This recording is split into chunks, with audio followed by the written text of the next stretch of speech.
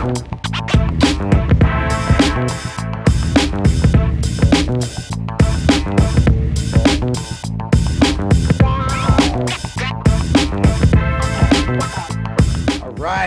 everyone. Welcome to this edition of Dr. Bryant Speaks. Our show, of course, is for all those military veterans and families out there. My name is Dr. Bryant, veteran with the U.S. Army Airborne Rangers, university professor, and your host. Now, if you're new to listening to this broadcast, I want to say welcome and thank you for tuning in. I don't know if you're watching on YouTube or you're listening on the many podcast channels, because our returning listeners, they've been enjoying us on iTunes, Spotify, iHeart, Pandora, Geezer, on and on and on. And if you want to listen to that, just type Dr. Bryant Speaks on your favorite podcast channel. Now, the same goes for all of our social media, Twitter, Instagram, Facebook, etc. Just type Dr. Bryant Speaks, or you can go to our website, DrBryantSpeaks.com. So enough of the logistics. Let's get to our show. I have a pretty cool guest that's going to really give us some insight tonight. His name is David West. He is a veteran service officer, which is going to be something that all of us are familiar with. So we're hoping to get some secrets from him and hopefully to give us some enlightenment. David, say hello to the listeners. Hello, everybody, and thank you for listening to what I got to say today. Yeah, well, trust me, I have a feeling this is going to be one of the popular shows when I put this on all of our channels. So, David, you're actually a veteran yourself. So why don't we take some time and get to know you? Give us your background, your education, where you served. Go ahead and dive in and let us get a little comfortable knowing who you are. Well, like most veterans, I kind of grew up with a rough childhood, and during my senior year of high school, my grandfather, who was a great man, kept bringing me stuff about ROTC, the Army, the Navy, the Air Force, ROTC, something he was really pushing. It wasn't really something I was about. But then I graduated high school and I realized that I was on a path to nowhere. And I decided I'd ride my skateboard down to the Marine Corps recruiting office. And they asked me if I ever took the ASVAB. And I said, yeah, I took the ASVAB, but I didn't score too well on it. I said, what do you mean? I said, well, they told me if I took the ASVAB, I'd get out of school the rest of the day. So I just put abacadabra all the way down it and got out of there. They said, no, you didn't. I said, yeah, I did. And I scored like a 3. So they thought I was a rock. Right? David, did I lose you? They brought me back in. I did well on the ASVAB. You joined the Marine Corps? No, we're here. But okay. I went back and told my grandfather that I joined the Marine Corps. And he said, well, what the hell did you do that for? And I said, you've been bringing me all this stuff about ROTC. What did you think? He goes, man, they're going to change you. They're going to change you. And they sure did. So I joined the Marine Corps at 19. Went to Camp Pendleton, Real Marine, San Diego. 1st Marine Regiment, 1st Marine Division. I picked up sergeant about 3.5 years. It was a great time, probably the best time of my life. Never get it back. Got out 15 days before 9/11. Oh, wow. For a while there, it used to mess with me a lot that I didn't go back in.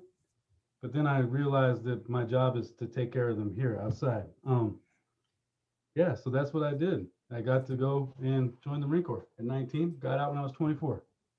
Okay, so you didn't do a career. Was there any reason for that? Is it just, you kind of felt it was the end of the time and you want to just get back home, or what? What were your thoughts? No, I wanted to be Sergeant Major of the Marine Corps. As a matter of fact, that's all I wanted to ever be. But they screwed over one of my Marines.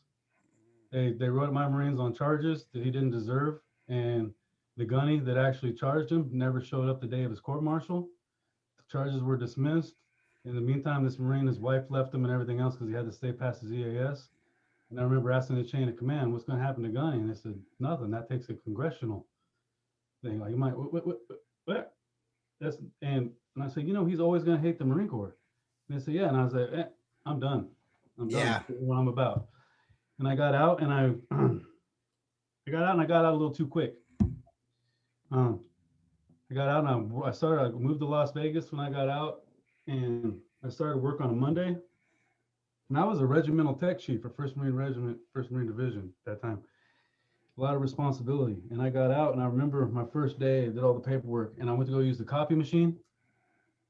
In the Marine Corps, you got green button for go, red button for stop, and that's about it. And there's, They got this fax machine copier thing, and it's like, I'm looking at it like, is this thing gonna go to NASA? What's going on? And this lady walked up to me and she said, what are you doing? I said, I'm trying to use the printer.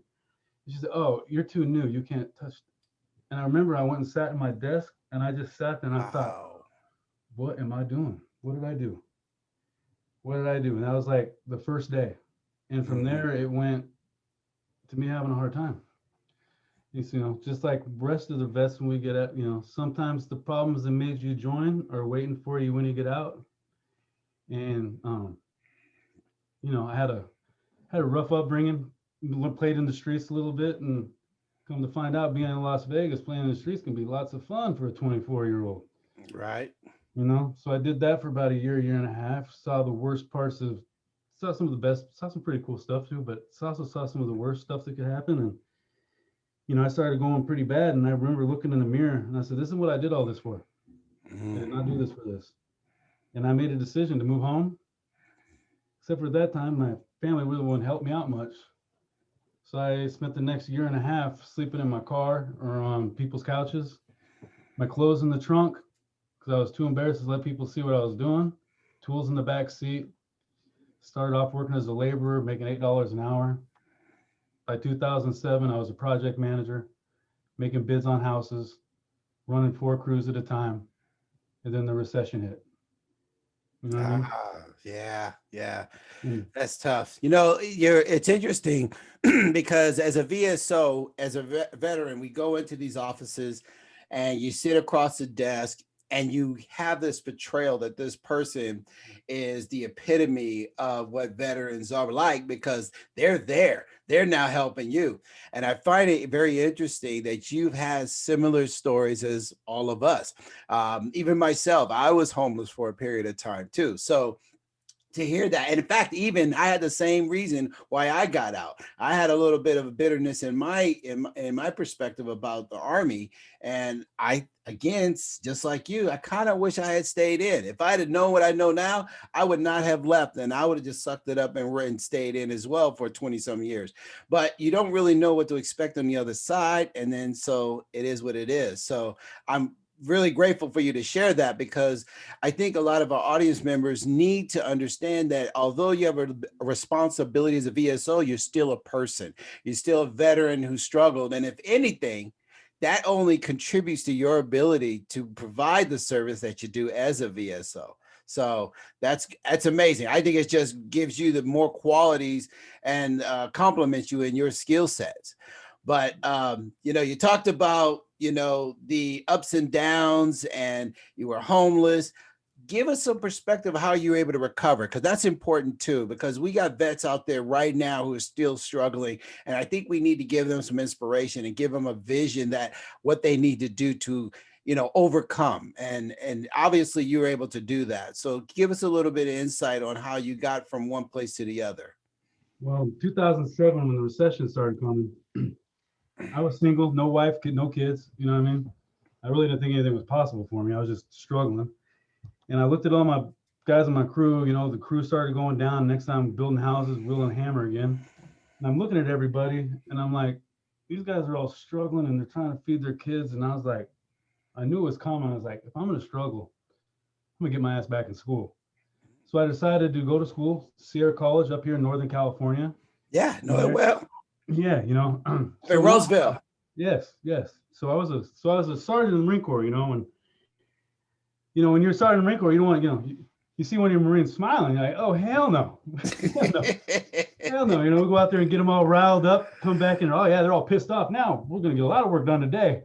Right. You know what I mean? But I was at Sierra College and I saw these veterans walking around. They weren't happy. They weren't happy, right? So it sounds stupid. We started this little veterans club. And I was like, it was just something to do for me. I was going through my life changes, and I was like, this is positive, something I can do. And there we started advocating on campus and doing things. And eventually we got the Veterans Resource. We got to speak to California Congress.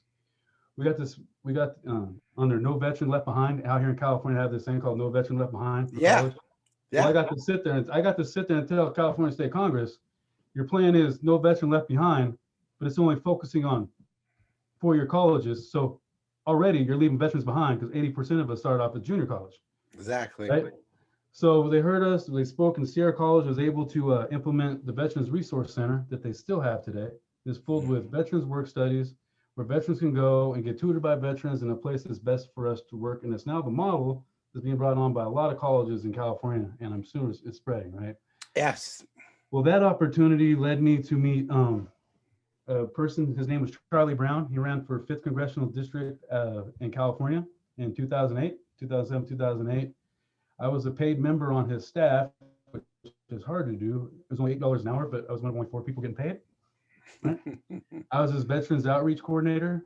And this, I'm not Republican or Democrat. I'm just letting everybody know I vote on veterans issues most of the time. And this gentleman gave away 5% of his campaign money to veterans organizations. So I was outreaching veterans, and then at the same time getting to pick these organizations when they get this money for the grant. You know, it's a grant, and that led me to meeting more veterans organizations. And eventually I just became this little guru of all these little veterans organizations, and I applied for the job at the VA. I got accepted. So now I'm working at the VA being a developer for claims for compensation. And then I'm working hard, and they select me to become an instructor at the national level for all new hires. All right. Yes, now I'm teaching this stuff, and it's awesome. I'm loving it. And then I get promoted to a rater. I'm making decisions on claims. Life is going good. Yeah, I'm making decisions on claims. I'm taking this in, I'm interpreting it. And I get married, and my lovely wife decides she wants to move to Bakersfield, California, to start a family. Southern Cal. It's not even Southern Cal. It's like the right. It's like little South Central of the right. Terrible. So we moved down there, and I was back in private industry. I was slinging chemical in the oil fields. It was good. I didn't really fit in, but it was good. But there I got to learn about data, process improvement, more business, how to make things better. And I did that for about 5, 6 years. And then we decided, we started the family, let's get them out of here. Let's raise them back up where there's more diversity, more culture. You know what I mean? I got 2 little girls. I wanted to expose them to as much as possible, especially in these days and times. Just because we don't look alike doesn't mean we can't get along. That's right. Out of here and move you up to a place where you can be around everybody. Right. So we came up here. And I remember I was looking for jobs. Couldn't find one. I go interview, and they'd be like, I got all this, and they're like, oh, you don't have a construction management degree. I got my MBA, dude. Like, well, you there? So I was having a hard time, and I just reached out to one of my friends, say, I'm moving back. Do you think anything's available out there? They're like, oh, David, you're coming back to the serve? Oh, there's a job open in Placer County. I applied for a VSR position, not a VSO, VSR. And I knew the VSO. She's like, David, what are you applying for me? There's a VSO position in Nevada County. Apply for that. You don't want to work for me. Apply for Nevada County. Got hired August 2nd, 2018, the day of my birthday. Started work September 10th, 2018. And I can honestly say what I do now is the best job, most rewarding job, even though I get my ass chewed probably once a day because people think I'm the VA, but I'm not the VA. Just gotta take it, It's an awesome job. It's the most rewarding job I've ever had. So that's interesting you say. So I heard that, you pretty much worked your way to that point, and everything that you've been able to learn along the way has contributed to this point. But your transition is perfect, because now that you're working for Nevada County, you got to share some of the secrets. We do not get much insight. So before we talk about specifically, give us some of the background of training that you are exposed to or responsible of acquiring to help and assist veterans. And before we actually get into that VA versus VSO role, talk about some of the training. I hope you have been enjoying the show. Well, do not go anywhere just yet. We have a continuing episode with Dr. Bryant Speaks.